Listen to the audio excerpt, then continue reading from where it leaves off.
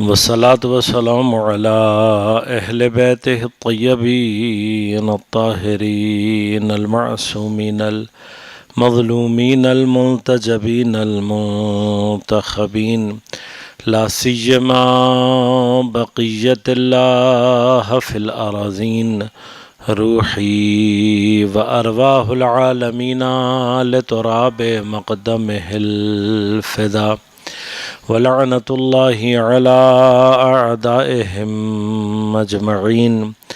أما بعد، قال الله تعالى في كتابه الكريم: بسم الله الرحمن الرحيم. إذا وقعت الواقعة ليس لوقعتها كاذبة خافضة رافعة إذا رجت الأرض رجا وبست الجبال بسا فكانت هباء منبثا. صلوات پڑھیے گا. اللہم صلی علی محمد وعلی محمد وعجل فرج.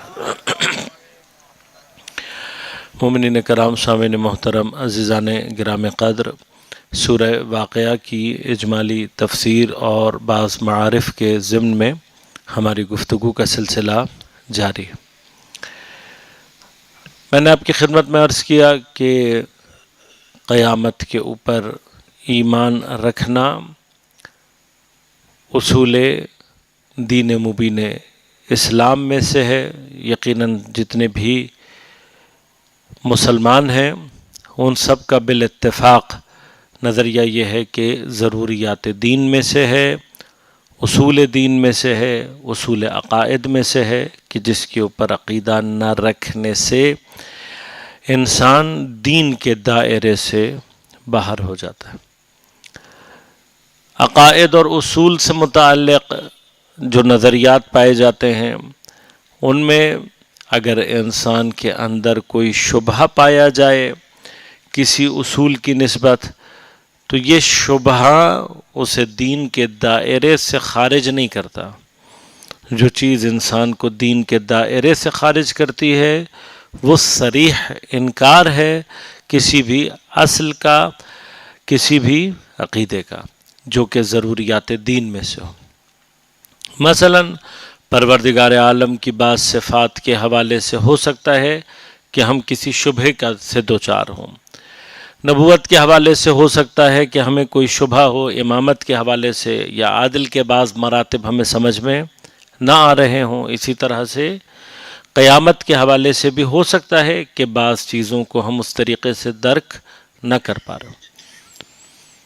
لیکن ایک مرحلہ وہ ہے کہ جہاں پر انسان صریحاً منکر ہو جائے کہ میں اس چیز کا قائل ہی نہیں ہوں. مثلا نعوذ باللہ من ذالک کوئی یہ کہے کہ خدا میری نظر میں عادل نہیں ہے مثلا، یا عادل کی کوئی ایسی تعریف کرے کہ جو اصل عدالت الہیہ سے مخالف ہو. نبوت کے حوالے سے ہو سکتا ہے کہ ہمیں نبوت کے کسی مسئلے میں کوئی شبہ ہو، لیکن ایک مرتبہ اگر کوئی شخص آ کر یہ کہے کہ میں کسی بھی وحی کا قائل نہیں ہوں، کوئی نبی نبوت کے سلسلے کا، خدا سے ارتباط کا میں قائل نہیں ہوں، تو ایسا شخص جو صریحاً انکار کرنے والا ہے یہ دائرہ دین سے خارج ہو جاتا ہے. لہذا قیامت کے بارے میں ہم نے ایک مرتبہ تو اپنے آپ کو یعنی عقیدے کے اعتبار سے ظاہری اعتبار سے دیکھنا ہے کہ ظاہری اعتبار سے ہم خدا نخواستہ کوئی ہم میں سے ایسا ہے یا نہیں کہ جو قیامت کا منکر ہو، اس اعتبار سے کہ بھئی کوئی قیامت نہیں آنے. اگر کوئی شخص صریحاً اس عقیدے کا حامل ہے تو پھر ایسے شخص کے ایمان کے حوالے سے علماء نے جو بحث فرمائی ہے وہ واضح ہے.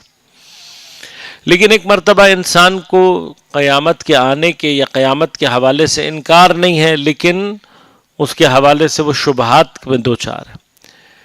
میں نے ایک جگہ تفصیلاً اس بات کو بھی عرض کیا تھا کہ تمام عقائد، تمام معارف اور تمام اصول دین کے بارے میں یہ بات اپنے ذہن میں رکھیے گا کہ شیطان کا جو اصل کام ہے وہ یہی ہے کہ وہ ہمارے عقائد میں اور ہمارے اصول کے اندر شک کو ایجاد کرے. اس لیے کہ شک عقیدے کی دیوار میں اس دراڑ کا نام ہے، اس سوراخ کا نام ہے کہ جہاں یعنی اگر ہم نہج البلاغہ کی اصطلاح میں بات کریں تو شیطان اپنے انڈے اور بچے دیتا ہے. ایک جگہ کہیں مجلس کے دوران میں نے بات کی تو بعض بچوں کے ذہن میں یہ سوال آ گیا کہ کیا واقعی شیطان انڈے دیتا ہے یا بچے دیتا ہے. شیطان کے انڈے اور بچوں سے جو ٹیکنیکلی مراد ہے وہ کیا ہے کہ وہ ایسے بیج بو دیتا ہے شیطنت کے اور وسواس کے کہ جو آگے چل کر انسان کو اس کے عقیدے میں یا سست بنا دیتے ہیں، اس کے عقیدے کو یا کمزور کر دیتے ہیں، یا بالآخر نتیجہ کیا نکلتا ہے کہ وہ اس عقیدے سے منکر اور منحرف ہو جاتا ہے. ساری کنڈیشنز خطرناک ہیں. لہذا ہم جو اپنے بارے میں ایک مرتبہ یہ تصور رکھتے ہیں یا سوچتے ہیں یا چاہتے ہیں کہ ہم اپنے عقائد کو اتنا مضبوط رکھیں کہ شیطان ہمارے اندر نفوذ نہ کر سکے، ہم اپنے لیے یہ چاہتے ہیں کہ ہمارے اندر کوئی ایسی قوت موجود رہے کہ جو شیطان کو ہمارے اوپر نفوذ سے محفوظ رکھے، ایک شیلڈ جس کو آپ کہہ لیں، جس کو ہمارے ہاں آج کل کمپیوٹر کی زبان میں کہتے ہیں جی شیطان کا اینٹی وائرس ہمارے پاس کوئی ہونا چاہیے کہ اگر شیطان ہمارے اوپر حملہ بھی کرے تو ہم شیطان کے اس حملے سے اپنے آپ کو بچا سکیں. یہ جو اینٹی وائرس آپ کہہ لیں یا جو کنڈیشن ہے وہ یہ ہے کہ کبھی بھی کسی بھی عقیدے سے متعلق اگر آپ کے اندر کوئی سوال ایجاد ہوتا ہے کہ جسے آپ حل نہیں کر پا رہے تو اس کو چھوڑیں نہیں، ان آنسرڈ نہیں چھوڑیں، بلکہ اس کے اوپر خود بھی غور و فکر کرتے رہیں. اگر کتابیں مہیا ہیں تو کتابوں سے رابطہ کریں، رجوع کریں. اگر علماء موجود ہیں تو علماء سے رابطہ کریں، رجوع کریں، اور کوشش کریں کہ مسلسل اس سلسلے کو جاری اور ساری رکھیں یہاں تک کہ وہ سوال آپ کے لیے حل نہ ہو جائے. بٹ چھوڑے نہیں اسے. اگر آپ نے سوال کو چھوڑ دیا، اس شبہے کو رہنے دیا، یہی شبہ آہستہ آہستہ انسان کے نفوذ میں، نفس میں شیطان کے نفوذ کے راستے کو کھول دیتا ہے. یعنی ہم اپنے بارے میں بات کروں کہ اگر میرے اندر کسی عقیدے سے متعلق سستی پائی جاتی ہے، ہم اتنے اچھے طریقے سے عمل کے میدان میں نظر نہیں آ رہے، تو ایک وجہ کیا ہوتی ہے؟ ایک وجہ یہ ہوتی ہے کہ میرا اس چیز کے بارے میں بلیف، اس چیز کے بارے میں عقیدہ کنفرمڈ نہیں ہے. اب ہمارے ہاں سائیکالوجی کے اندر بھی یہ بحث پائی جاتی ہے کہ کیا چیز ہے جو آپ کا بلیف بنتی ہے. خود وہاں پر جو بحث ہے وہ یہ ہے کہ جو چیز آپ کو سمجھ میں آئی ہوئی ہوگی آپ کی لرننگ پروسیس میں، جس کو آپ نے سمجھ لیا ہوگا، وہ آگے چل کے صلاحیت رکھتی ہے کسی مقام پر بلیف بننے کی. لیکن جو چیز آپ نے سمجھی ہی نہیں ہوگی، صرف کسی کے کہنے پر یا کسی بھی سوشل یا کسی اور پریشر کے تحت آپ نے اگر مان لی ہوگی تو وہ عقیدہ نہیں بنتی. عقیدہ بننے کے لیے ضروری ہے کہ کہیں نہ کہیں، یعنی اگر ہمارے اندر کوئی نیگیٹو عقیدہ بھی پایا جاتا ہے تو کہیں نہ کہیں ہمارے اندر اس کے متعلق کوئی نہ کوئی ایکسیپٹنس پائی جاتی ہے. کہیں نہ کہیں ہم نے اس کو مانا ضرور ہوتا ہے، تسلیم ضرور کیا ہوتا ہے، چاہے غلط ادلہ کے ذریعے سے ہو، چاہے غلط طریقے سے، چاہے شبہات کے ذریعے سے کیا ہو، مغالطات کے ذریعے سے کیا ہو، لیکن ایکسیپٹ کیا ہوتا ہے. یہی کنڈیشن ہے. آپ دیکھیں جب ہم بعض اوقات دیکھتے ہیں کہ جو لوگ کفر پر ہیں، جو لوگ باطل پر ہیں اور وہ باطل کے لیے اپنی جان قربان کرنے کے لیے تیار ہے، تو ہمارے اندر ایک سوال پیدا ہوتا ہے نا.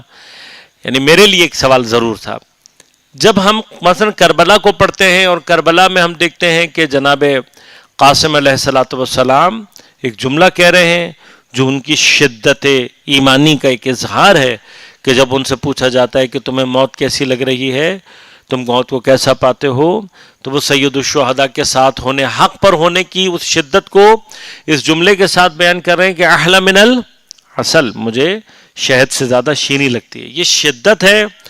اور انسان کے اندر عقیدے سے متعلق وہ ایمان اور اس کنفرمیٹی کا مقام ہے کہ جہاں پر وہ شدت کے ساتھ ظہور کر رہا ہے.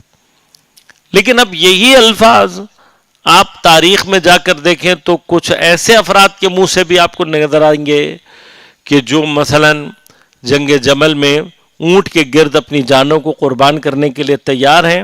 اب یہ تاریخ ہے. ان افراد کو اس اونٹ کی مینگن سے جو ہے وہ عود اور عنبر اور لوبان سے زیادہ اچھی خوشبو آ رہی تھی اور وہ اس اونٹ کے گرد کھڑے ہوئے تھے. تاریخ ہے. اس کے بالوں کو وہ تبرک کے طور پر لے کے جا رہے تھے.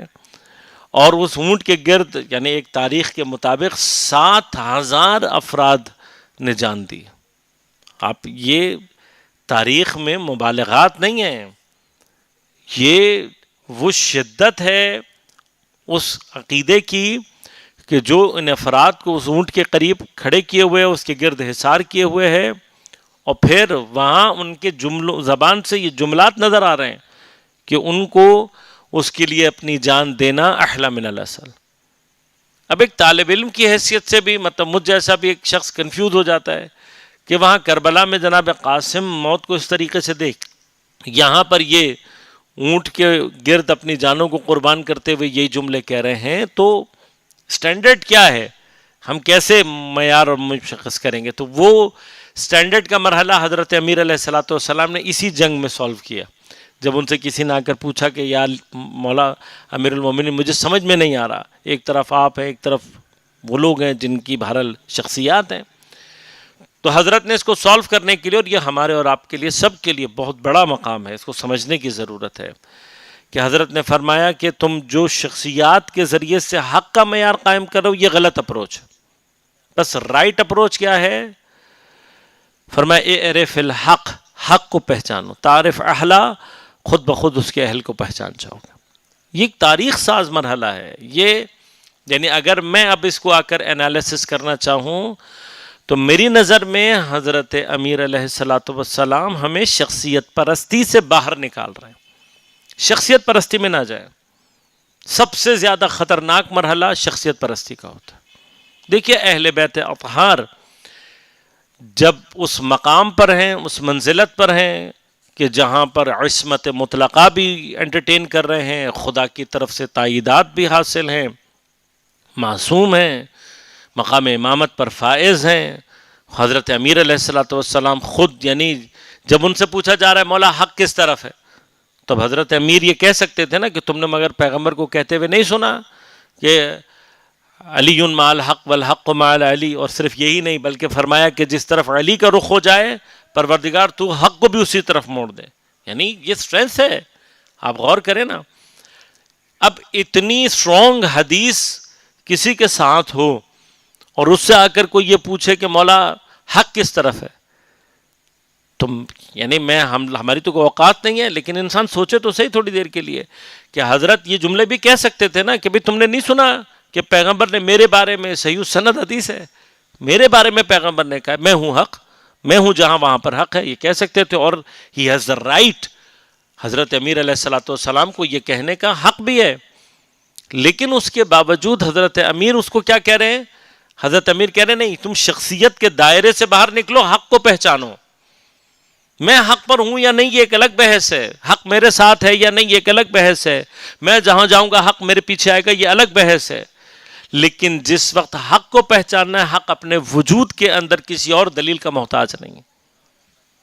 لہذا اللہم صلی علی محمد و آل محمد وعجل. خود اس بات پر اگر ہم تھوڑی سی دیر کے لیے غور کریں، پروردگار عالم کے اسماء حسنہ میں سے ایک اسم مبارک کیا ہے؟ الحق. اب موضوع نہیں ہے لیکن انشاءاللہ کبھی رہا تو تفصیل سے بھی عرض کروں گا. الحق ایک معنی سمجھنے کے لیے پروردگار کی صفت کا کیا؟ حق مطلق کائنات میں پروردگار کی ذات ہے. اب جو حق مطلق ہے اس کو اپنی پہچان کے لیے کسی اور دلیل کی ضرورت نہیں.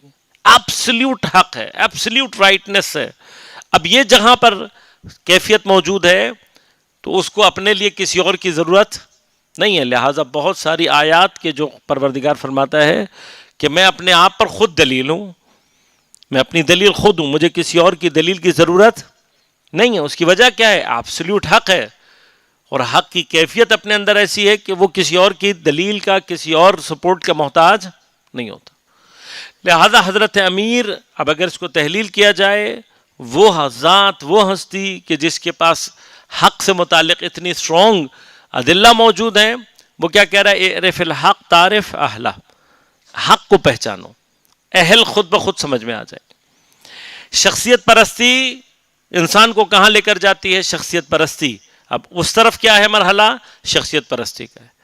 شخصیت پرستی بعض اوقات انسان کو حق کو تسلیم کرنے سے مانع ہو جاتی ہے. اس کو سمجھیں, یہ ایک مسئلہ ہے. خود اہل بیت اطہار کیا چاہتے ہیں کہ حق کو بغیر کسی ایکسٹرا کنسیڈریشن کے, کسی اور سپورٹ کے پہچانا جائے. یہ ایک ایسی صلاحیت ہے حق کو قبول کرنے کی کہ جو انسان کے اندر اگر پیدا ہو جائے تو پھر جو تقوی میں ایک گفتگو ہے کہ تقوی کرتا کیا ہے, تقوی کے کمالات کیا ہیں. ان تتقوا اللہ, اگر تم اللہ کا تقوی اختیار کرو گے, یجعل لکم فرقانا, اللہ تعالیٰ تمہارے لیے فرقان پیدا کر دے گا. فرقان کیا ہے؟ حق و باطل میں تمیز. یہ جو حق و باطل میں تمیز ہے, فرق کرنا ہے حق اور باطل کے اندر, یہ صلاحیت کب پیدا ہوتی ہے؟ جب انسان خود حق کو صرف حق کی خاطر ایکسیپٹ کرنے کی صلاحیت اپنے اندر پیدا کر لے. یہ چیز حق ہے اور مجھے اس حق کو تسلیم کرنا ہے. اب چاہے میں جس شخصیت کے پیچھے جا رہا ہوں یا میری نظر میں جو محترم ہے وہ اس کو فالو کرتا ہے یا نہیں, وہ اس کے اوپر فٹ آتا ہے یا نہیں, یعنی ہم نے حق کو شخصیات پر فٹ نہیں کرنا بلکہ شخصیات کو حق پر فٹ کرنا. جب انسان شخصیت پرستی میں آ جائے تب غور کیجئے گا, یعنی اللہ تبارک و تعالیٰ اس ضمن میں اپنی ذات کے علاوہ گرچہ معصومین علیہ الصلوۃ والسلام اس کے اسم حق کے تجلی اور مظہر تام میں ہیں, لیکن اس کے باوجود بھی حق کی منزل پر جب وہ اپنے آپ کو پہچانواتا ہے تو صرف اپنے آپ کو پہچانواتا ہے.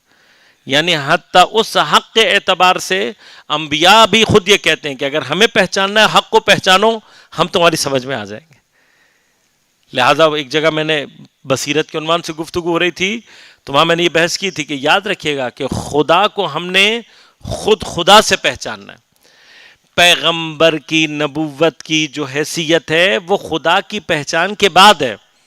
بعض لوگ کنفیوز ہو جاتے ہیں. یہ جملہ جس طریقے سے سمجھنے کی ضرورت ہے, دیکھیں میں نے جب یہ جملہ کہا کئی لوگوں کو کنفیوژن پیدا ہو گئی, اور ہونے بھی چاہیے بہرحال, چونکہ ہم مقدس گہرائی میں وہاں پہنچ جاتے ہیں جہاں پر یہ مشکل ہوتی ہے, شخصیت کی یہ مشکل ہے. ہم نے یاد رکھیے گا خدا کو ہم نے پیغمبر کے ذریعے سے نہیں اصل وجود خدا کی بات ہو رہی ہے, اصل توحید کی بات ہو رہی ہے. اصل توحید میں خدا حتیٰ کسی کا, حتیٰ اپنے پیغمبر کا بھی محتاج نہیں ہے. یعنی ہم نے اگر خدا کو پہچاننا ہے تو خود خدا کو پہچانے, خود خدا کو پہچانے. آپ کو توحید سمجھ میں آئے گی تو نبوت خود بخود سمجھ میں آئے گی. بس نبوت اپنے وجود میں توحید کی محتاج ہے, توحید اپنے وجود میں نبوت کی محتاج نہیں ہے. اب ہم کنفیوز کہاں ہوتے ہیں؟ کنفیوز ہم یہاں پر ہوتے ہیں. بالآخر پیغمبر ہمیں اللہ کو پہچانوانے کے لیے آئے ہیں یا نہیں آئے ہیں, ابھی کنفیوژن ہے. تو بھئی ہم تو اسی خدا کو پہچانیں گے نا جس کو پیغمبر نے پہچانوایا. تو اب یہاں پر جو بحث ہے وہ کیا ہے؟ اجمال و تفصیل کی. یعنی کیا؟ اصل وجود خدا, اس کی دلیل ہمارے پاس خود ہونی چاہیے, عقلی دلیل ہونی چاہیے. اس وجہ یعنی ہم اگر قیامت کے دن ہمارے پاس کوئی دلیل نہ ہو اور ہم صرف یہ کہیں کہ جی میں نے خدا کو پہچانا صرف اس لیے کہ مجھے پیغمبر نے کہا تھا کہ کوئی خدا ہے, تو شاید حتیٰ یہ دلیل بھی ایکسیپٹیبل نہ ہو. کیوں؟ یہ تقلید ہے, یہ فیلوشپ, یہ آپ فالو کر رہے ہیں, یہ آپ پیچھے جا رہے ہیں. یہ نہیں چاہیے عقائد میں. عقائد میں کیا چاہیے؟ دلیل عقلی. کم از کم عقل کی کوئی دلیل آپ کے پاس, جیسے میں نے پیچھے بھی ذکر کیا تھا کہ بوڑھی خاتون اگر یہ کہہ رہی ہے کہ مثلا اس کائنات میں نظم, اس کا چلانے والا چھوٹی سی چھوٹی چیز کا چلانے والا ہونا چاہیے, تو کائنات کا چلانے والا یہ عقلی دلیل ہے. اسی لیے حضرت فرما رہے علیکم بدین العجائز, یہ جہاں پر بڑھیا عورت کے دین کے اوپر جو کہا جا رہا ہے, میں نے اس دن بھی عرض کیا تھا, اصل مطلب کیا ہے؟ ایسی بوڑھی خاتون کہ جو کم از کم اپنی عقل کو استعمال کر رہی ہے خدا کو پہچاننے کے لیے. لہذا پیغمبر ایک مرتبہ ہم نے خدا کو, ہاں یقیناً ہماری عقلیں پرواز نہیں رکھتی کہ ہم ڈیٹیلز میں خدا کی صفات کو سمجھیں, ڈیٹیل میں ان مسائل کو سمجھیں جو خدا سے مربوط ہیں, اور اس کی تفصیل کے لیے یقیناً پیغمبر اور ائمہ اطہار موجود ہیں. بس معرفت خدا کے اعتبار سے تفصیل میں ہم محتاج ہیں معصوم کے, لیکن اصل وجود کے اندر کہ اس کائنات میں کوئی خدا ہے یا نہیں, یا خدا ہونا چاہیے یا نہیں, ایک سے زیادہ ہے یا نہیں وغیرہ, یہ جو سوالات ہیں یہ آپ کو ہمارے پاس عقل سے ثابت ہونے چاہیے. اللہ اکبر, یا رسول اللہ, یا علیہ. اللہم صلی علی محمد وعلی محمد.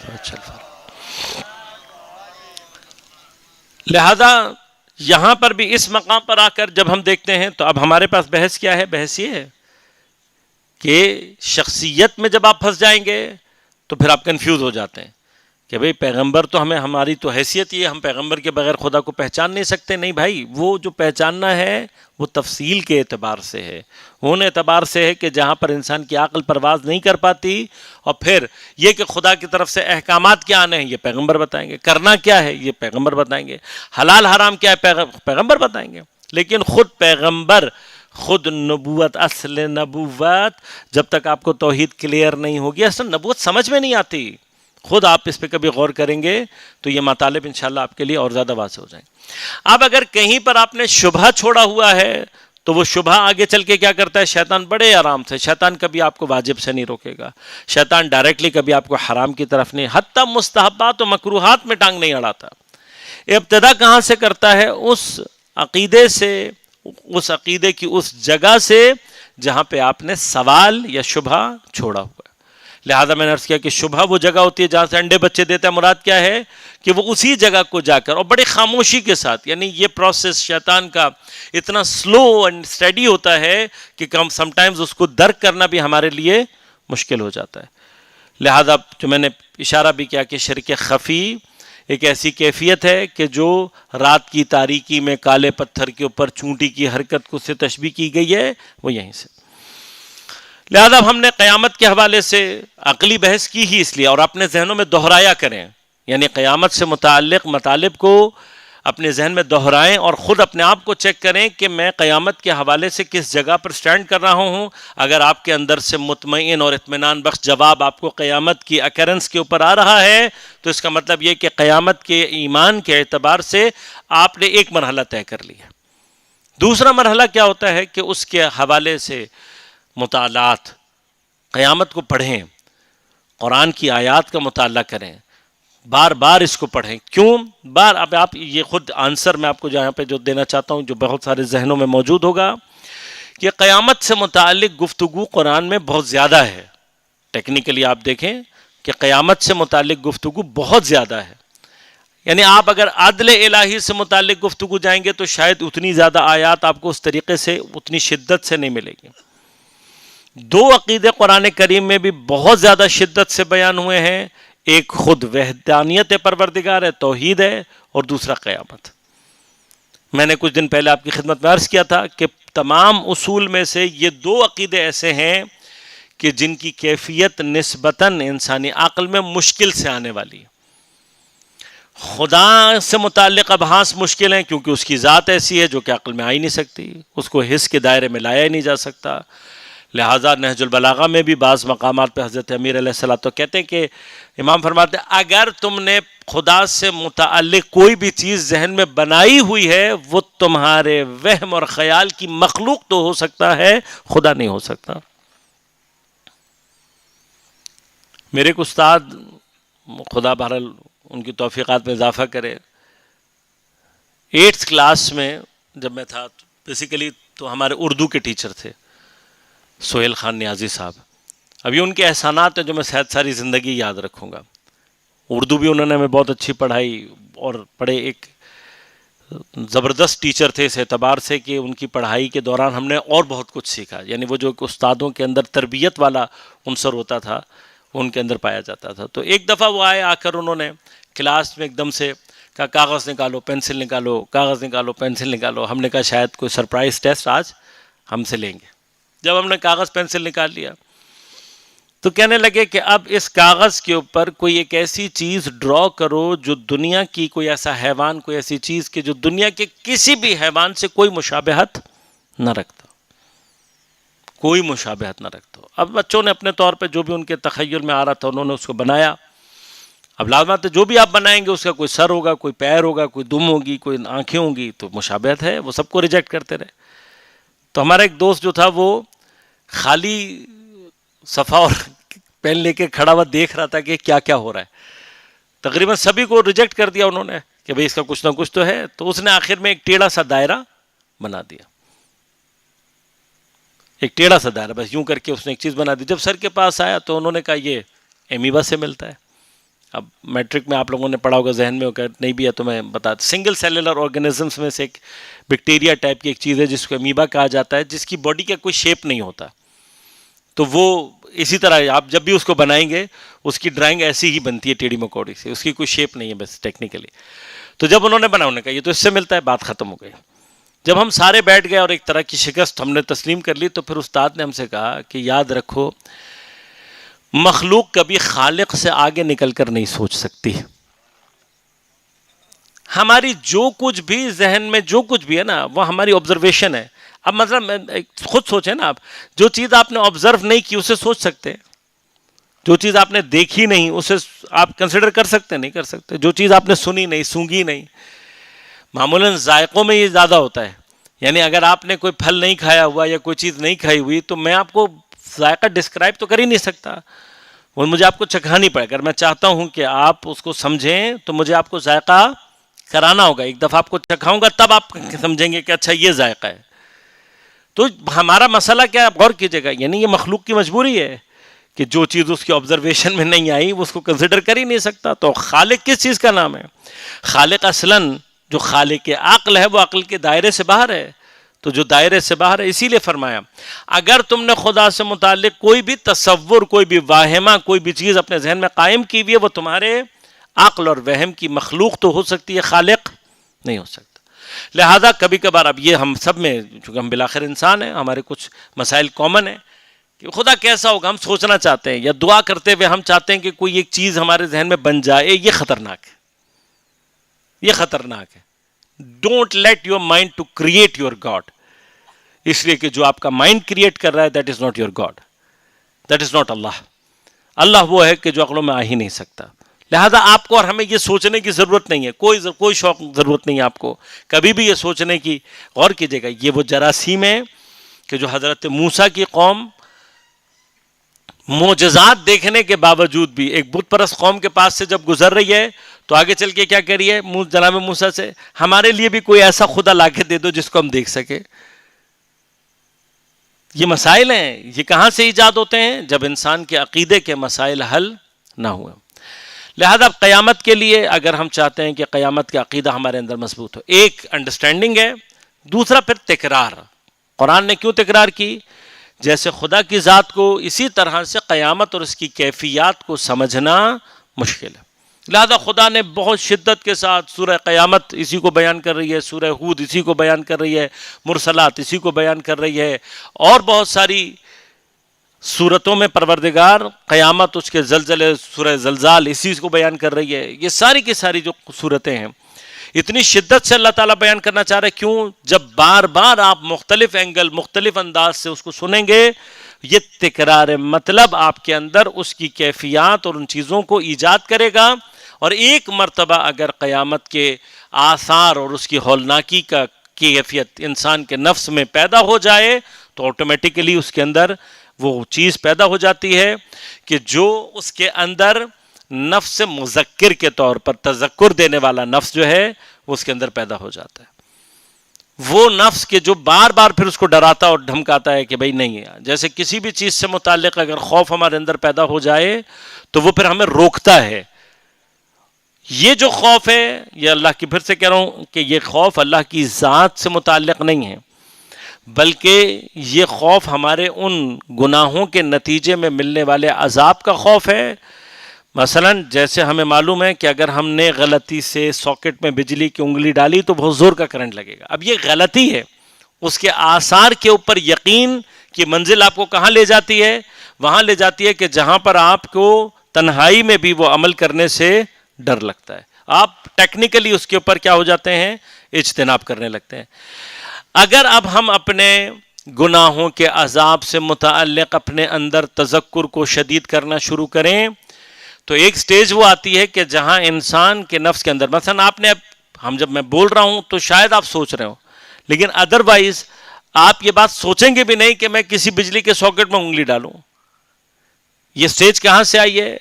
وہ بار بار تذکر نفسی، اس چیز کا خوف، اس چیز کے حوالے سے وہ پریکاشنری میئرز کہ بھئی ایسا نہ ہو کہ ایسا ہو جائے، بار بار تذکر کے ساتھ، ایکسپیریمنٹس کے ساتھ، یا دیکھنے کے بعد، یا ان چیزوں کو حس کرنے کے بعد آپ اس اسٹیج پر پہنچے ہیں کہ اب آپ سوچتے بھی نہیں ہیں. لہذا تربیت میں ایک مقام وہ آتا ہے کہ جہاں پر انسان فرمایا حتیٰ فکر گناہ بھی نہیں کرتا.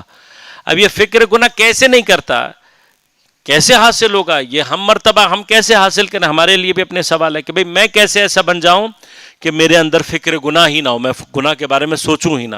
یہ امپاسبل نہیں ہے. پاسبلٹی کیسے؟ پاسبلٹی کا راستہ یہ ہے کہ آپ اپنے نفس کو اپنے گناہوں کے نتیجے سے اتنا ڈرائیں، اتنا ڈرائیں، اتنا ڈرائیں کہ بالآخر وہ مقام آ جاتا ہے کہ جہاں پر آپ کا نفس اس کو پوری طرح اٹین کر لیتا ہے، اور اٹین کرنے کے بعد ایون تنہائی میں بھی وہ کام کرنے سے ڈرے گا. اور پھر ایک سٹیپ آ جاتا ہے کہ جہاں پر آپ کا نفس اس کے بارے میں سوچنا ہی چھوڑ دیتا ہے. اب ہمارے ہاں سائیکالوجی کے اندر جیسے لرننگ ایک پروسیس ہے، اسی طرح سے ایک پروسیس کہلاتا ہے ان لرننگ. یہ اپنی جگہ ایک پوری بحث ہے. اب یعنی سائیکالوجی میں یقیناً یہ چیزیں دریافت ہو رہی ہیں، لیکن ہمارے مذہبی تربیتی خاص طور پر اخلاق کے اساتذہ نے ان چیزوں کو ڈسکس کر کے آج سے کئی سو سال پہلے تک ان چیزوں کو اس اصطلاح کے بغیر بیان کیا ہوا. یعنی یہ جو ہم اور آپ سوچ رہے ہیں کہ میں فکر گناہ بھی نہ کروں، اگر ہم اس کو سائیکالوجی کی ٹرم میں بات کریں تو کیا ہے؟ To earn learn something. جیسے آپ لرننگ کے بعد سیکھ جاتے ہیں اور پھر اس کو یاد رکھتے ہیں، اسی طرح سے انسان کے اندر ایک پروسیس کہلاتا ہے ارن لرننگ کا، جس کے تھرو انسان کیا کرے گا؟ جو ہر چیز اس کے اندر آ گئی ہے آپ اس کو بھی اپنے نفس کے اندر سے، اپنے ذہن کے اندر سے، اپنے مائنڈ میں سے اس کو ڈیلیٹ کر سکتے ہیں. اب اس سے آگے کا جو پروسیس ہے وہ پھر خدا کے ہاتھ میں ہے. اور خدا کیا فرماتا ہے کہ ایک مرحلے میں یمحو السیئات، تمہارے جو سیئہ ہیں، تمہارے جو گناہ ہیں، میں ان کو محو کر دوں گا. محو کرنا کیا ہوتا ہے؟ محو یہ ہوتا ہے، ایک ہوتا ہے جیسے آپ نے کوئی غلطی کر دی، بچپن میں ہوتا تھا کہ ہم نے کوئی چیز لکھ دی پینسل سے، پھر ہم اس کو مٹا دیتے ہیں. مٹانے کے بعد ہم دیکھتے ہیں کہ مٹ تو گیا ہے لیکن اسٹل اس کے جو آثار ہیں وہ موجود ہیں. یہ ایک سٹیپ ہے. لیکن ایک سٹیپ وہ بھی آتا ہے کہ جہاں پر وہ کیا ہو جاتی ہے، یعنی آپ نے بہت ہلکے پین سے لکھا اور ایک دفعہ آپ نے رب کیا تو اس کے آثار بھی باقی نہ رہے. لہذا ہم یعنی مجھے اپنے بچپن اور نوجوانی کے وہ دور یاد ہیں، ہم اریزر جو ہے وہ والی تلاش کرتے تھے کہ جس کے نتیجہ یہ ہو کہ اگر آپ سے کوئی غلطی ہوئی ہے تو ایسے اریز کر دے کہ اس کا نشان بھی باقی نہ رہے. یمحو السیئات کا مرحلہ کیا ہے کہ اللہ تعالیٰ حتیٰ گناہ کے اس اثر کو بھی باقی نہیں رہنے دیتا. یہ ایک سٹیج ہے. اس سے آگے کی سٹیج کیا ہے؟ یبدل الحسنات، یبدل السیئات بالحسنات. حتیٰ پروردگار اس چیز پر قادر ہے کہ اگر انسان اس کی طرف بڑھنا چاہے تو وہ اس کے گناہوں کو تبدیل کر دیتا ہے. کس سے؟ اس کی نیکیوں سے. کہ جو خدا کی رحمت، اگر آپ میں سے بعض کو یاد ہو، سورہ مبارک محمد کی تفسیر میں ہم نے اس مطلب کو تفصیل سے ذکر کیا تھا. خوب، اب خدا یہ جو ہم انشاءاللہ اب سورہ واقعہ میں جو احوال پڑھنے جا رہے ہیں، یہ قیامت کی ہولناکی کی طرف اشارہ ہے. منظر، اللہم صلی اللہ علیہ، منظر ہولناک ہے. قیامت کے بارے میں ڈونٹ ٹیک اٹ ایزی. جب آئے گی تو بہت خطرناک ہوگی. کیوں خطرناک ہوگی؟ میں نے عرض کیا کہ ایک کانسیپٹ قیامت کی ہولناکی کے بعد بعض لوگوں کے ذہن میں آتا ہے کہ یہ شاید عذاب ہے پروردگار کا. عذاب یقیناً خدا کے قہر کا نتیجہ ہے، عذاب یقیناً خدا کے غضب کا نتیجہ ہے. لیکن قیامت کا جو مرحلہ ہے اس کا تعلق خدا کے عذاب اور قہر سے نہیں ہے بلکہ پلاننگ سے. اور میں نے کل عرض کر دیا کہ جب آپ نے وہ مقصد حاصل کر لیا دنیا کو بنانے اور اس کے اندر انبیاء کو بھیجنے اور سارے سسٹم کو چلانے کا، جب مقصد حاصل ہو گیا اب یہ سٹیج پوری ہوگی. دوسری جانب سے خود انسان کے اندر بطور مجموع یہ صلاحیت پیدا ہونا، بطور انفراد لوگوں کے اندر یہ صلاحیت پیدا ہو سکتی ہے اور ہوئی بھی ہے اور ہوتی رہے گی. وہ کیا ہے کہ ہم اپنے مادی دائرے سے باہر نکل کر اپنی روح کو درک کریں. جب انسان اپنی روح کو درک کرتا ہے تو یہ وہ مرحلہ ہوتا ہے کہ جہاں پر اس کو جہان مادی بہت چھوٹا سا لگنے لگتا ہے. ہمارے ہاں مطلب اہل سنت میں بہرحال کافی محترم نام ہے، بزرگ ہیں، بہرحال ان کی تفاسیر جب وہ کرتے ہیں تو وہ بہت زیادہ عقلیات کی طرف چلے جاتے ہیں. اب وہ عقلیات کا سہارا لیتے ہوئے جب ان سے کسی نے جنت اور جہنم کے بارے میں سوال کیا تو انہوں نے کہا کہ بھئی جنت اور جہنم کے لیے مطلب کسی اور عالم کا ہونا کیا ضروری ہے؟ یہ کائنات اتنی بڑی ہے، اتنی بڑی کائنات کے اندر مطلب فرض کرو آپ کو جنت کے لیے آپ کو جو ہے وہ کوئی بہت بڑا سیارہ دے دیا جائے، مثلا ہمارے نزدیکی سیارے بھی ہم سے کتنے بڑے بڑے ہیں، تو کسی اور گلیکسی میں کوئی ایک بہت ہی زمین سے کئی گنا بڑا سیارہ جو ہے اس کو تمام نعمات سے بھر کے آپ کو دے دیا جائے تو بس یہ آپ کی جنت ہے، کافی ہے آپ کے لیے۔ یہ جو سوچ ہے یہ مٹیریلسٹک اپروچ ہے، یعنی آپ نے جب انسان کو صرف مادے کی حد تک درک کر لیا اور آپ سمجھتے ہیں کہ انسان یہی مادہ ہے اور روح کے مراتب کو سمجھنے کی کوشش نہیں کر رہے تو آپ کی نظر میں یہ ایسا ہی ہے۔ اب اس دنیا کا میں نے کل بھی آپ سے عرض کیا تھا، دیکھیں میٹر محدود ہے، جب میٹر محدود ہے تو میٹر کی پراپرٹیز بھی محدود ہیں، جن قوانین کو جن لاز کو وہ فالو کر رہا ہے وہ بھی کیا ہیں؟ محدود ہیں، گرچہ ہم اس کو کشف کرنے میں ٹائم لگا رہے ہیں، لیکن ایک ٹائم ایسا آئے گا کہ جب انسان نے علم کے ذریعے سے میٹر کی تمام پراپرٹیز کو، اس کے ریلیٹڈ تمام چیزوں کو درک کر لیا ہوگا۔ ایک کامن آئیڈیا آپ نے نوٹ کیا ہوگا، یہ اکثر ہوتا ہے، ابھی آرٹیفیشل انٹیلیجنس کے حوالے سے ایک پوری فکر ہے کہ جو انسان کے اندر ایک خوف کو ایجاد کرنے کے لیے بنائی گئی ہے، اور وہ خوف یہ کہ جی آرٹیفیشل انٹیلیجنس آگے جا کر ہیومن فیوچر کو نقصان میں ڈال دے گا، کیونکہ آرٹیفیشل انٹیلیجنس ان کے نزدیک ایک وقت آئے گا کہ جب وہ ہیومنز کو سبسٹیچیوٹ کر رہی ہوگی۔ اب اس کے اندر اپنی جگہ ابحاث ہیں کہ جس کو آپ آرٹیفیشل انٹیلیجنس کے ساتھ جب تک آرٹیفیشل لگاتے رہیں گے وہ آرٹیفیشل ہی رہے گی، it will not become the real intelligence, کبھی بھی ریئل انٹیلیجنس نہیں بن سکتی۔ اب فکشن کی دنیا میں کیا ہوتا ہے، میں خاص طور پہ اپنے نوجوان ساتھیوں سے بات کروں گا کہ یہاں پر، کیونکہ ان کے لیے یہ چیزیں تھوڑا سا سمجھنے کی ضرورت ہے۔ آپ جتنی بھی سائنس فکشن میں آرٹیفیشل انٹیلیجنس سے ریلیٹڈ موویز پر دیکھیں گے، ڈائجسٹ پڑھیں گے یا مطلب ناولز پڑھیں گے یا سٹوریز پڑھیں گے، آپ دیکھیں گے اس میں کہیں نہ کہیں انہوں نے غلطی یا ایرر کو باعث قرار دیا ہوتا ہے اس چیز کا کہ جو حادثاتی طور پر اس کو ارادہ دے رہی ہوتی ہے۔ یعنی آپ کوئی بھی، میں بالکل آپ کو اطمینان کے ساتھ کہہ رہا ہوں، کوئی بھی آپ مووی ایسی اٹھا لیں، کوئی بھی آپ ناول ایسا اٹھا لیں کہ جو سائنس فکشن میں مشینوں کے باغی ہونے کی بات کر رہا ہے مثلا، یا ان کے انڈیپینڈنٹ ہونے کی بات کر رہا ہے، یا ان کے ارادے ہونے کی بات کر رہا ہے، تو یہاں کیا ہوگا، یا اس کے پیچھے کوئی شبہ، کوئی مغالطہ تیار کیا گیا ہوگا، یا وہاں پر کیا چیز تیار کی گئی ہوگی، کوئی، اب یہ بھی اپنے اندر ایک شبہ ہے کہ آپ یہ کہیں کہ جی غلطی سے یہ ہو گیا، مثلا ایک اسپارک ہوا اور اس اسپارک کے نتیجے میں آٹومیٹیکلی یہ با اختیار ہو گیا۔ بابا اسپارک سے درود پڑھیے گا ایک مرتبہ بلند آواز سے۔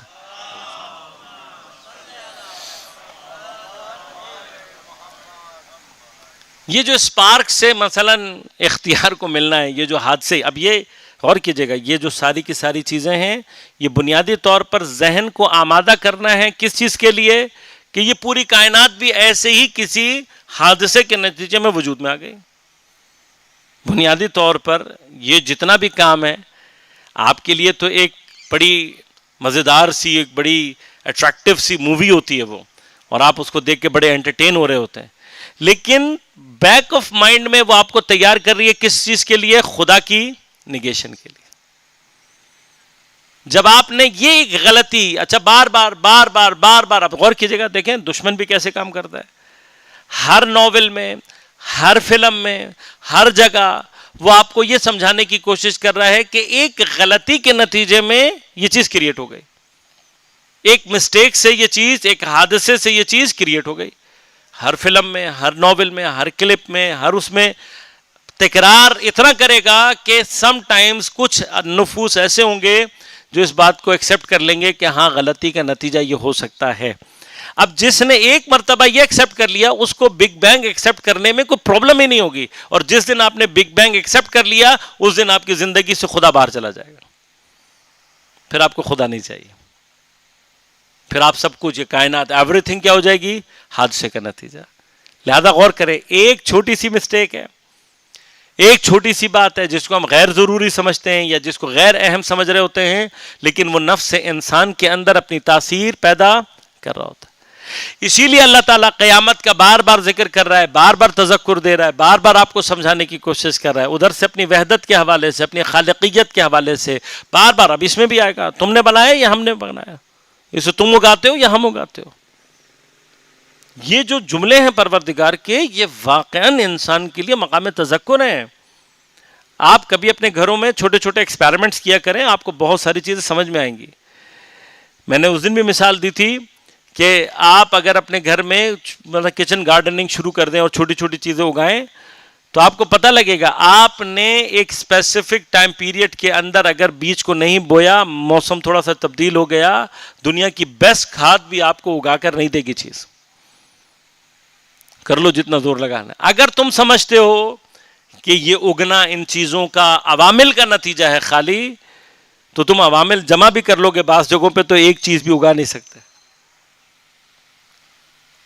خدا یہاں پر آ کے کہتا ہے بتاؤ کون ہے اگانے والا، بتاؤ کس کے اندر یہ طاقت ہے، بتاؤ کون ہے جو کرنے والا ہے، تاکہ ہم اس بات کی طرف متذکر رہیں، ہم اس بات کی طرف متوجہ رہیں کہ اس کائنات کے اندر جو کچھ بھی ہے وہ خدا کے۔ اب پروردگار قیامت کو ہمارے لیے بار بار تکرار کر رہا، پھر اس کی ہولناکی۔ ہولناکی کیوں ہے؟ جب آپ نے دنیا کو پورا کر لیا، اب انسان جب اپنی روح کو درک کرتا ہے، ایک وقت آئے گا، میں نے عرض کیا، جب آپ نے کائنات کے یہ تمام راز علمی طور پر کشف کر لیے تو کشف کرنے کے بعد آخر میں نتیجہ کیا نکلے گا؟ غور کیجئے گا، جتنے بھی ٹیکنالوجیز آئی ہیں، جتنے بھی علم آئے ہیں، اگر ان کو آپ فالو کریں گے، اس کے اینڈ پر آپ کو کوئی نہ کوئی معصوم ملے گا۔ تمام ٹیکنالوجیز، یعنی کپڑا حضرت ادریس علیہ السلام، لوہے سے متعلق جناب داؤد علیہ السلام، کشتی رانی سے متعلق حضرت نوح علیہ السلام، ایگریکلچر اور مثلا لائف سٹاک شروع سے حضرت آدم کے بیٹے۔ کوئی بھی ٹیکنالوجی دنیا میں جو آئی ہے اور بہت ساری چیزوں کے پیچھے آپ کو عصمت نظر آئے گی، معصوم کے ذریعے سے اللہ تعالیٰ نے بہت سارے رازوں پر سے پردہ ہٹایا ہے۔ حتیٰ موجودہ دور کی سائنس، ہمارے ائمہ علیہم الصلاۃ والسلام نے اپنے شاگردوں کو صرف فقہ نہیں پڑھائی ہے، ان کو صرف حدیث اور قرآن اور تفسیر نہیں پڑھایا ہے۔ یہ تو ہمارے معذرت کے ساتھ، یعنی ہم ملت ائمہ جو اپنے آپ کو کہتی ہیں اہل بیت اطہار کے ماننے والے، ہم نے جو اہل بیت اطہار کے اوپر کچھ ظلم کیے ہیں، کچھ ان کی ناقدری کی ہے، ان میں سے ایک یہ بھی ہے، یعنی ایک آدھ اگر جابر بن حیان یا کوئی اور اس امام کا شاگرد مشہور ہو گیا تو اس سے آگے ہم نے کبھی جانے کی، ہم نے نہیں کوشش کی کہ ہم جائیں اور تحقیق کر کے یہ بتائیں کہ امام کے باقی شاگرد کس کس فیلڈ میں موجود تھے۔ تو بہرحال فعلاً ایک جابر ابن حیان سے ہی کام چلا لیتے ہیں کہ جابر ابن حیان سب سے بڑا ثبوت ہے کہ امام ایون کیمسٹری کی تعلیم کر رہے ہیں۔ پھر اسی طرح سے مفضل کو امام جو تعلیم دے رہے ہیں وہ ساری کی ساری بایولوجی اور میڈیکل سے ریلیٹڈ ہے۔ تو ائمہ نے مسلسل اپنے اصحاب کو صرف فقہ اور اس کے اوپر نہیں رکھا ہے، بلکہ تمام علوم میں جو بنیادی چیزیں۔ اسی طرح سے جب امام زمان علیہ السلام کا ظہور ہوگا تو وہاں پہ فرمایا کہ علم جس کو اللہ تبارک و تعالیٰ نے رکھا ہوا ہے وہ مثلا 27 حروف ہے، امام کے ظہور سے پہلے 2 علم کا جو حروف کا علم ہے وہ ظہور کرے گا، اور باقی 25 حروف کا جو علم ہے وہ حضرت کے ظہور کے بعد، یعنی حضرت کے زیر سایہ علم اپنے معراج پر پہنچے گا۔ اب جب علم اپنے معراج پر پہنچے گا تو اس کا ایک نتیجہ کیا ہوگا؟ ایک نتیجہ یہ ہوگا کہ انسان آئے گا ایک مرحلے میں کہ جہاں پر وہ کائنات کی ساری ان گتھیوں کو سولو کر دے گا۔ ایک وقت آئے گا، یہ جو آرٹیفیشل انٹیلیجنس آپ دیکھ رہے ہیں، یہ آرٹیفیشل انٹیلیجنس یا سائنس یا علم جس وقت معصوم کی سرکردگی میں ہوں گے، یہ جس وقت متقین اور صالحین کے انڈر کنٹرول ہوں گے، تو یہ ساری کی ساری چیزیں انسان کو ترقی کی طرف لے کر جائیں گی، آگے کی طرف لے کر جائیں گی۔ اور ایک وقت وہ آئے گا کہ جہاں انسان کے لیے ایون یعنی اس کائنات کی جو وسعتیں ہیں وہ بالکل بچوں کا کھیل بن جائیں گے۔ اب جس انسان کے لیے مادی کائنات بچوں کا کھیل بن جائے وہ اس پر اکتفا نہیں کرے گا، اس کے وجود کی ضرورت کیا ہوگی؟ بیونڈ میٹر جانا۔ یہ چیز بطور مجموعی اور پریکٹیکلی اور ایکسپیرینس فارم میں درک کر لینا، یعنی ابھی ہم اور آپ شاید انفرادی طور پر تو یہ درک کر لیں، لیکن اجتماعی طور پر ہم نے اس کو بھی درک نہیں کیا ہے۔ جب یہ ایک اجتماعی شعور بن جائے گا، ایک سوشل کانشیس بن جائے گا کہ جہاں پر ہر انسان، دیکھیں سوشل کانشیس بھی ڈیولپ کرتا ہے نا، اور سوشل کانشیس جب ڈیولپ کرتا ہے تو وہ صورتحال ہوتی ہے جو ہم اور آپ آبزرو کر رہے ہیں. یعنی ہمارے یہ بزرگ جتنے بھی ہیں، اگر آپ کبھی ان سے پوچھیں گے کہ ان کی نوجوانی میں اگر یہ کہا جاتا آج سے 50 سال پہلے کہ جی ہم یہاں سے بیٹھے بیٹھے امریکہ میں اپنے بیٹھے ہوئے دوست کی شکل دیکھ سکتے ہیں، اس کی صورت دیکھ سکتے ہیں، بیٹھے بیٹھے لائیو یہ سم ہو سکتا ہے، تو وہ شاید اس بات کو تسلیم نہیں کرتے. وہ کہتے بھائی نہیں ہو سکتا ایسے، یہ نہیں ہو سکتا. 70 سال پہلے مطلب وہ کہتے یہ اصلا جادو ہو سکتا ہے، حقیقت میں نہیں ہو سکتا.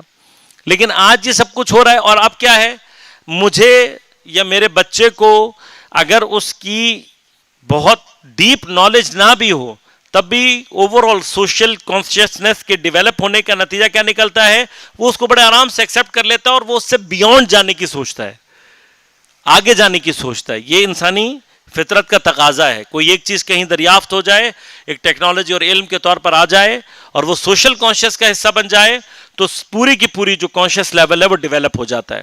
انشاءاللہ کبھی قرآن کے حوالے سے بحث رہی، اگر اس میں بھی آئے گی انشاءاللہ ایک اہم آیات جو قرآن سے متعلق ہیں، وہاں پہ کچھ چیزیں آپ کی خدمت میں عرض کروں گا اسی سوشل کانشیسنس کے حوالے سے. لہذا اب خدا کیا چاہتا ہے؟ خدا یہ چاہتا ہے کہ ہم اتنی تکرار سے قیامت کو بیان کریں، ذکر کریں. لہذا یہ جو سورہ واقعہ کی پڑھنے کی تاکید ہے، اس کا ایک ریزن کیا ہے کہ جب آپ سورہ واقعہ کو تھوڑا سا سمجھ کے ایون اس کے ترجمے پر غور کر کے پڑھیں گے اور قیامت کو بار بار آپ انڈرسٹینڈ کریں گے تو اس کا اثر آپ کے نفس میں قائم ہوگا، اور ایک دفعہ آپ کے نفس میں اس کا اثر قائم ہو گیا تو رزلٹ آٹومیٹیکلی آپ کے وجود سے ظاہر ہونا شروع ہو جائے گا. اب جب انسان اس مرحلے پر پہنچ جائے گا اور آپ نے کائنات کی گتھیوں کو سولو کر لیا ایک طرح سے، دیر نو نیڈ، تو اب جب نو نیڈ ہوگی اب یہ مرحلہ ہے. جیسے ہی پروردگار عالم اس دنیا کو ختم کرنے کا ارادہ کرے گا تو اس کے لیے ایک کن ہے، اس ایک کن کے نتیجے میں پوری زمین ختم ہو جائے گی. کیسے ختم ہوگی آپ غور کیجئے گا. اذا وقعت الواقعہ، اب یہ واقعہ جب پیش آئے گا، لیس لوقعتها کاذبہ، تفسیر میں نے آپ کی خدمت میں بیان کر دی. نہ اس کو جب یہ واقع ہو رہا ہوگا تب جھٹلانے والا ہے. ثانیاً انسانی عقل اور شعور اس قدر اس حقیقت پر ناظر ہے کہ اگر کوئی واقعہ عقل سلیم رکھتا ہو تو وہ قیامت کو جھٹلا نہیں سکتا. خافضۃ الرافعہ، کیا کرے گی یہ قیامت؟ خافضہ ہے، کچھ کو جھکانے والی ہے، رافعہ کچھ کو بلند کرنے والی. اب یہاں پر ہمارے پاس یقیناً تفاسیر میں بہت سارے مقامات موجود ہیں کہ جہاں پر ائمہ علیہم الصلوۃ والسلام نے اس چیز کے حوالے سے بیان فرمایا کہ یہ خافضہ اور رافعہ کیا چیز. لہذا امام سجاد علیہ الصلوۃ والسلام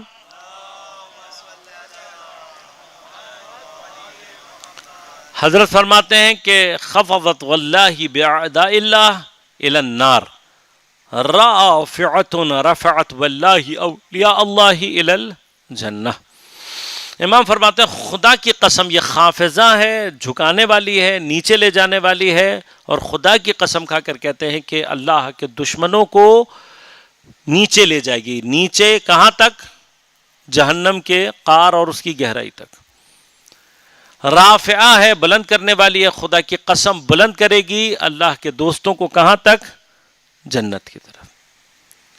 اسی طرح سے اور مقامات بھی ہمارے پاس موجود ہیں کہ جہاں پر فرمایا کہ یہ جو قیامت ہے یہ سروں کو جھکا دے گی. ہر اس متکبر، ہر اس خدا کو جھٹلانے والے کے جو خدا کو جھٹلا رہا جب قیامت دیکھے گا تو پھر سر نہیں جھکا. اور ہر وہ مومن کہ جس کو اس کے ایمان کی وجہ سے ذلیل کیا جاتا ہے، اس کو ٹونٹ کیا جاتا ہے، اس کا مذاق اڑایا جاتا ہے، اور پھر وہ سر جھکا لیتا ہے، جس وقت قیامت آئے گی تو وہ اپنا سر فخر سے اٹھائے گا.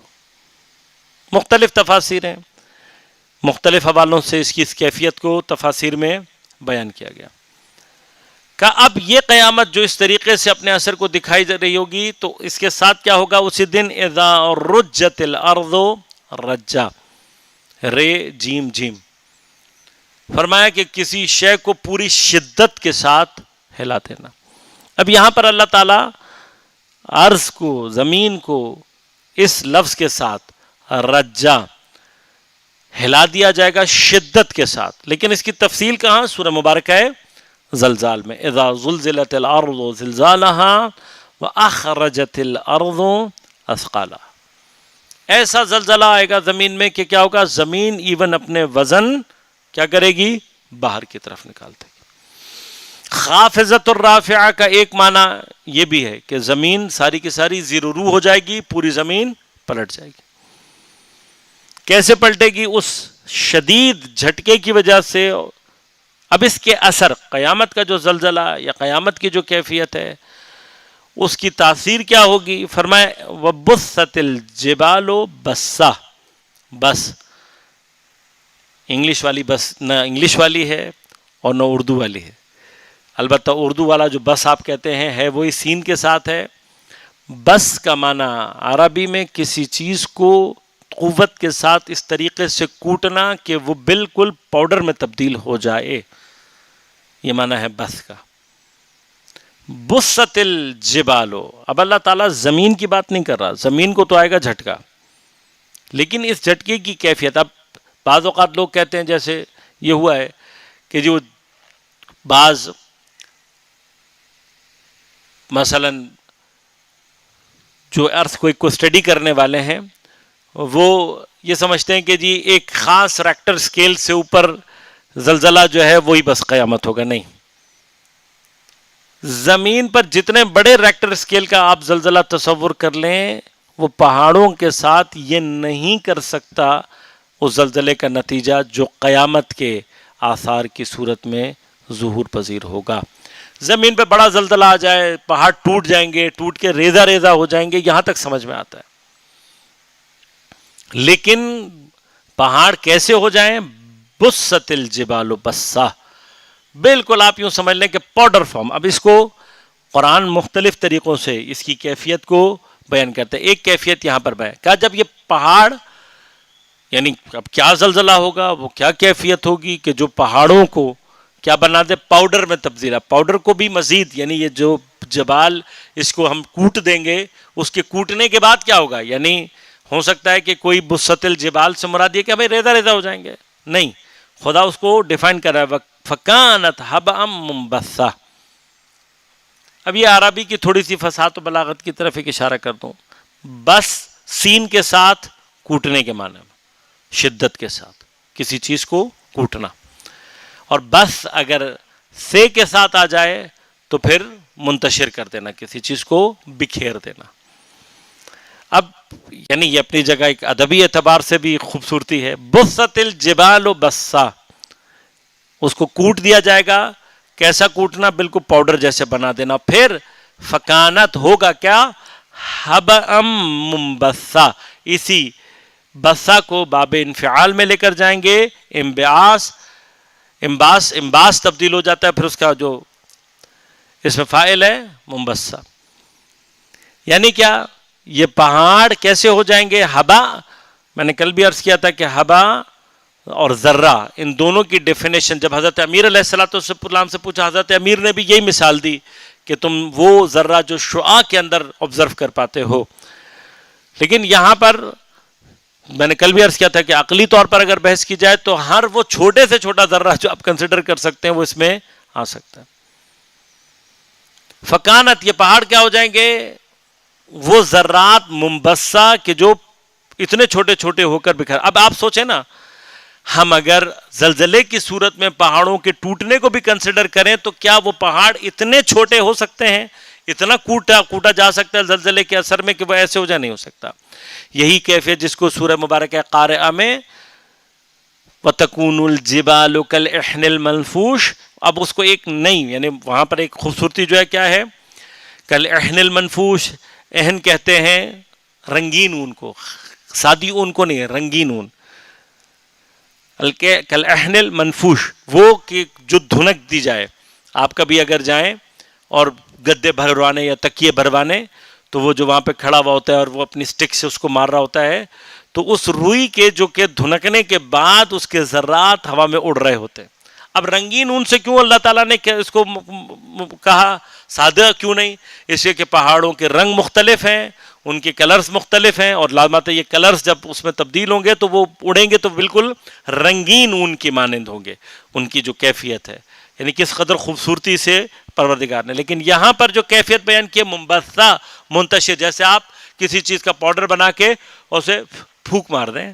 اب یہ پھونک مارنے کے بعد جو اثر آپ، یعنی انسان اب جتنا مرضی غور کر لے، کوئی بھی سائنٹیفک ریزننگ آپ اس کیفیت کی بیان نہیں کر سکتے. سائنٹیفکلی فزکس کے قوانین جو میری کم از کم اطلاعات ہے وہ آپ کو نہیں بتا سکتا کہ کون سا زلزلہ پہاڑوں کے ساتھ یہ کام کرتے ہیں. وَكُنْتُمْ أَزْوَاجًا ثَلَاثًا، اور جب یہ ہوگا تو پھر لوگ 3 گروہ ہوں گے. زوج معمولاً پیر کے معنوں میں آتا ہے، پیر چاہے میل فیمیل کے اعتبار سے ہو، چاہے شوز یعنی کوئی بھی چیز ان پیر کے معنی میں ہو، اصل مطلب یہ ہے. لیکن پیئرنگ کے اندر ایک اور چیز جو پائی جاتی ہے وہ مماثلت پائی جاتی ہے، ایک جیسا ہونا.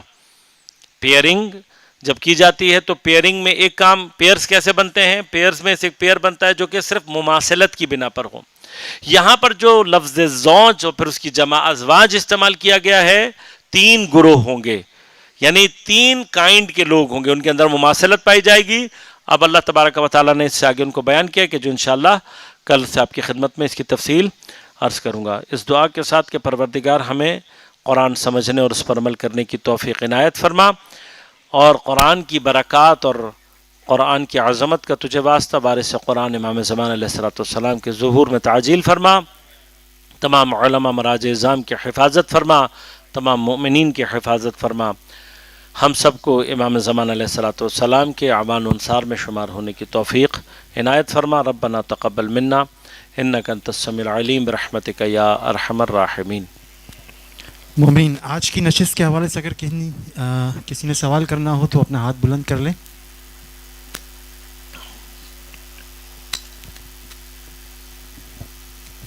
السلام علیکم. علیکم السلام ورحمۃ. کیا اللہ تعالیٰ عادل ہے؟ بے شک اللہ تعالیٰ عادل ہے، مگر آبزرویشن یہ ہوئی ہے کہ جو باپ دادا نے جو غلطی کی ہے وہ اولاد کی شکل میں سامنے آتی ہے، جسے ہم کہتے ہیں مکافات عمل. یہ کیا چیز ہے؟ کیونکہ اولاد جو باپ کی غلطی ہوتی ہے وہ اولاد کو نہیں ملنی چاہیے، کیونکہ اللہ عادل ہے. جی دیکھیں، عادل کی جو ڈیفینیشن ہم خود کر کے اور پھر اس کو خدا سے متعلق ڈیفائن کرنے کی کوشش کریں گے تو پھر مسائل پیدا ہوتے ہیں. مکافات عمل میں صرف ایسے نہیں ہے، یہ ہمارے ہاں تسامحاً بعض چیزوں کو کہا جاتا ہے کہ جی باپ کی غلطی ہے جو بیٹے اٹھا رہے ہیں فلاں. یقیناً خدا عادل ہے، خدا اس طرح سے کرتا نہیں ہے. یہ ہمارے ہاں تسامحاً کہا جاتا ہے، یہ ایک تسامح ہوتا ہے. جب خدا کی نسبت ہم کسی بھی چیز کے استحقاق کی پہلے حق آئے گا، پھر اس کے بعد اس کے حوالے سے ظلم اور عدل کی کیفیت کو ڈیفائن کیا جائے گا. جب آپ استحقاق کے مرحلے میں آتے ہیں تو خود اولاد کے پاس کیا استحقاق ہے خدا کی نسبت کہ وہ یہ کہے کہ مجھے یہ ملنا چاہیے یا مجھے یہ نہیں ملنا چاہیے؟ ہمارے پاس کوئی استحقاق نہیں ہے جب ہم ان ریلیشن ٹو خدا بات کر رہے ہوتے ہیں خاص طور پر. یعنی خدا نے ہمیں تقریباً جو کچھ بھی دیا ہے وہ اپنی رحمت سے دیا ہے، ہم کسی چیز کا حق نہیں رکھتے. اب ہوتا صرف یہ ہے، دیکھیں مکافات عمل بنیادی طور پر میرے ہی عمل کی بازگشت ہے جو میری طرف پلٹنی ہے. اب اسے خدا کیسے پلٹاتا ہے؟ اب جب ہم خدا کے لیے عادل ہونے کے قائل ہیں تو ساتھ ساتھ مسبب الاسباب ہونے کے بھی قائل ہیں. اسباب کی جو چینش یعنی اس کا جو ترتیب اللہ تعالیٰ ایڈجسٹ کرتا ہے، ہیومن مائنڈ اس کو کبھی درک ہی نہیں کر سکتا. ہم اور آپ سمجھ ہی نہیں سکتے، واقعاً اتنا پیچیدہ مرحلہ ہے. اللہ تبارک و تعالیٰ نے کب کہاں کس چیز کو کیسے استعمال کر کے اس سے کیا فائدے اور کیا وہ چیزیں لینی ہیں، نوبڈی نوز، کچھ نہیں پتا ہوتا. ایک ہی وقت میں ایک ہی چیز کہ جو عذاب کا شکار ہو رہی ہوتی ہے وہاں پر بھی اس کے لیے کوئی رحمت کا پہل. مثلا جس شخص کو اللہ تعالیٰ عذاب کر رہا ہوتا ہے، این اس مرحلے میں وہ عذاب اس کے لیے ایک رحمت کا گوشہ بھی رکھے ہوئے ہوتا ہے، اس کو سمجھنے کی ضرورت ہوتی ہے. اب یہ جو بحث ہے ٹیکنیکلی یہ مطلق خیر کی طرف پلٹتی ہے، فلسفہ خیر و شر کی طرف پلٹتی ہے کہ اگر ہم اس خیر مطلق کی کیفیت کو درک کر لیں گے تو پھر ہمارے لیے چیزوں کو بیلنس کرنا آسان ہو جاتا ہے، پھر ہمیں چیزوں کو سمجھنا آسان ہو جاتا ہے.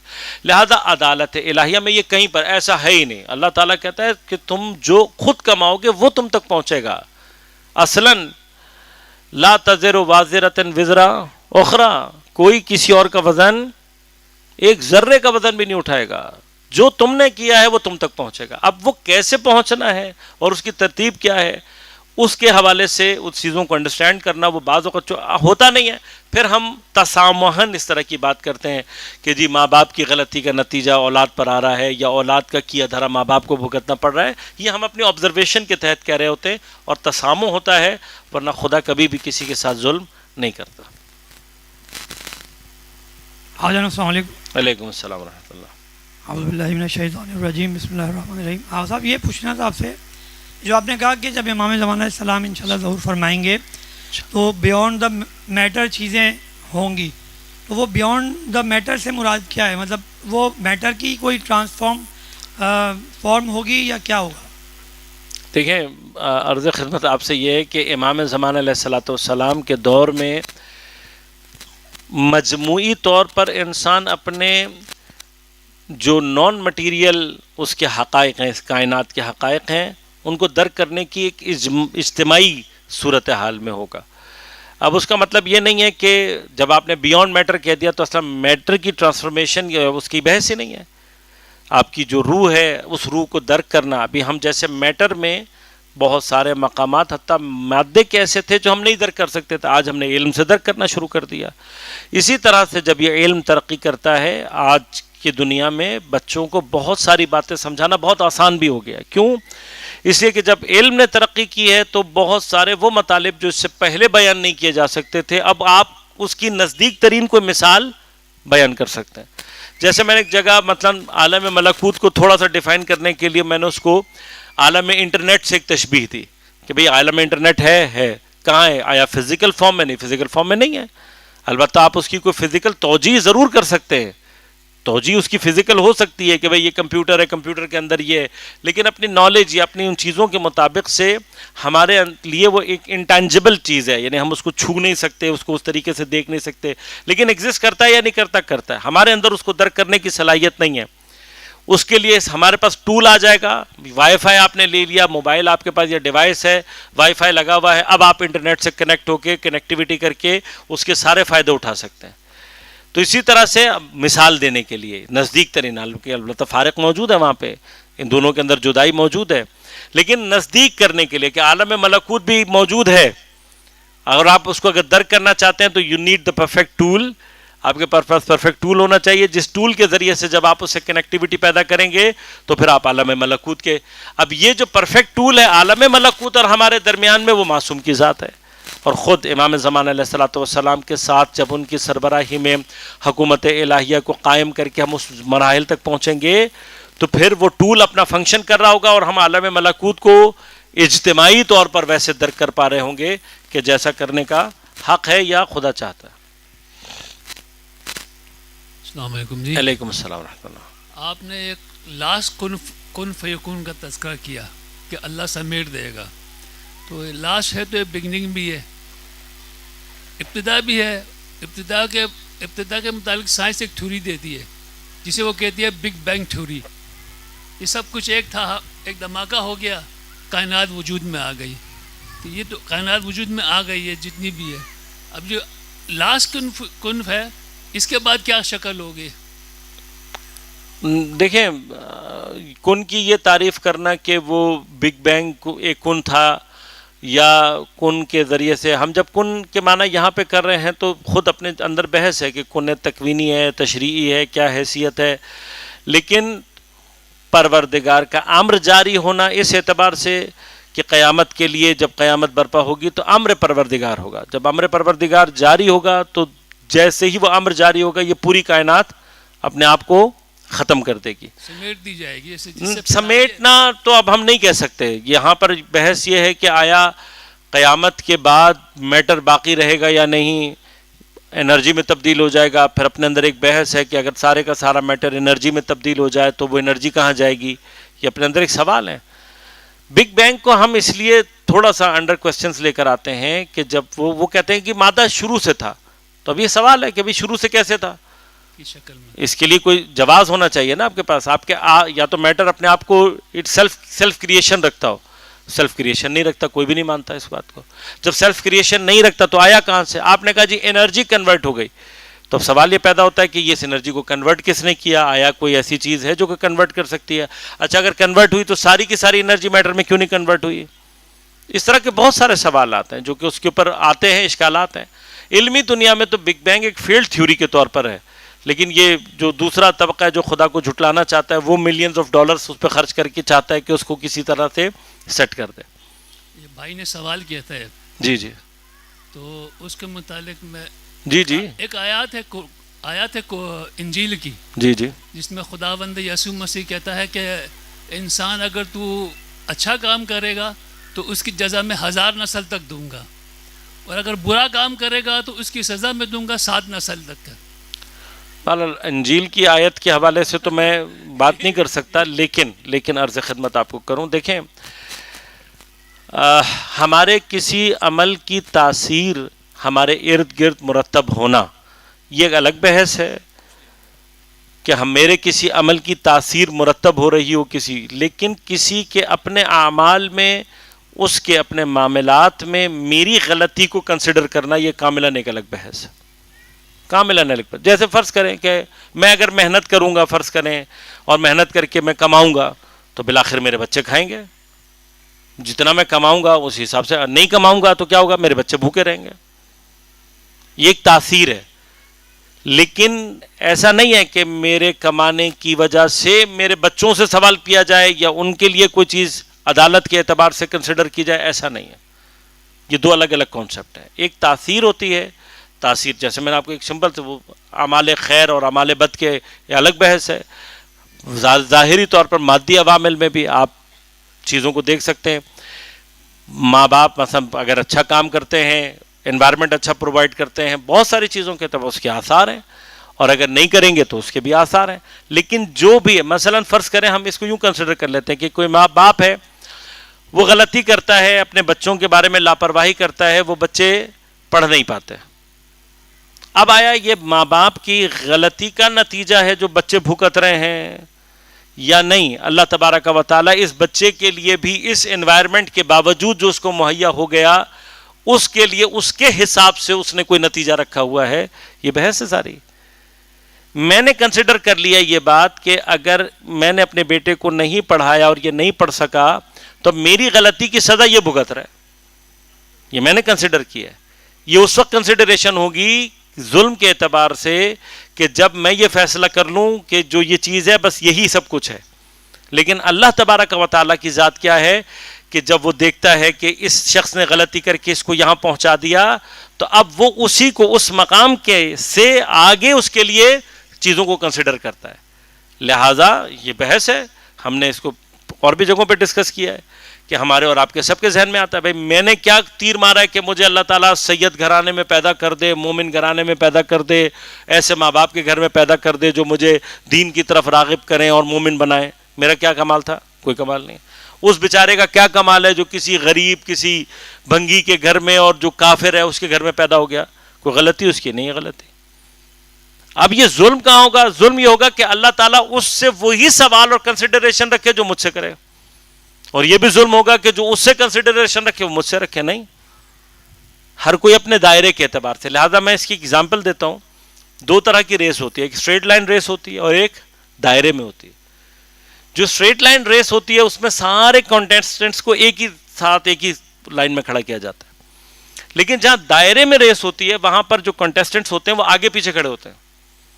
اب اگر کسی کو دائرے کی میتھمیٹکس کے حوالے سے پرابلم نہ پتا ہو کہ چھوٹے دائرے کا ریڈیس اور سرکمفرنس کم ہوتا ہے، بڑے کا زیادہ ہوتا ہے، تو وہ تو ان کو آگے پیچھے کھڑے ہوئے دیکھ کر کہے گا بھئی یہ تو ظلم ہے. وہ جو آگے کھڑا ہوا ہے وہ جلدی پہنچ جائے گا، جو پیچھے کھڑا ہوا ہے وہ دیر میں پہنچے گا. وہ بھائی ظلم نہیں ہے. آپ کو یہ نہیں پتا کہ سرکل کا سرکمفرنس ان کے لیے ضروری، اگر آپ ان کا سرکمفرنس برابر کرنا چاہتے ہیں تو آپ کو ان کو آگے پیچھے کھڑا کرنا پڑے گا. یہ جو دنیا کے اندر سارا ان ایوننس نظر آ رہا ہے یہ ہماری اور آپ کی کنسنٹریشن ہے. لیکن جب خدا اپنے معاملات میں کرے، جس کا دائرہ اللہ نے چھوٹا رکھا ہوا ہے اس کے معاملات بھی آسان ہیں. جس کے دائرے، اسی لیے میں بہت تاکید سے کہتا ہوں ہم مومنین کو خاص طور پر اپنے معاملات کو بڑی شدت سے کنسیڈر کرنے کی ضرورت ہے. ہم خدا کو جواب نہیں دے سکیں گے, ہمارے لیے بہت سخت ہے. اس کے مقابلے پر وہ آدمی جو زندگی کے کسی آخری مرحلے میں بھی خدا کو بہت ہی ضعیف طریقے سے بھی درک کر لے, ہو سکتا ہے وہ جنت میں پہنچ جائے, کیونکہ اس کے لیے خدا تک پہنچنا مشکل تھا. لیکن میں جس کے گھر میں بچپن سے لا الہ الا اللہ محمد رسول اللہ علی ولی اللہ دین سب کچھ پڑھایا جا رہا ہے, مجھ سے جب خدا سوال کرے گا میں دے سکوں گا جواب, ہوگا میرے پاس جواب. ہم تو صرف نااہلی دیکھ رہے ہیں اور صرف پٹائی نظر آتی ہے آگے, ورنہ تو واقعاً یعنی ہم سب کو بہت توجہ کی ضرورت ہے, ہم آسانی سے نہیں چھوٹ سکتے. لہذا وہ عدالت کا کانسیپٹ میں نے اسی لیے آپ کو بار بار کہا, آپ پیچھے توحید اپنی کلیئر کریں گے, آگے کے معاملات آپ کے لیے خود بخود سالو ہونا شروع ہو جائیں گے.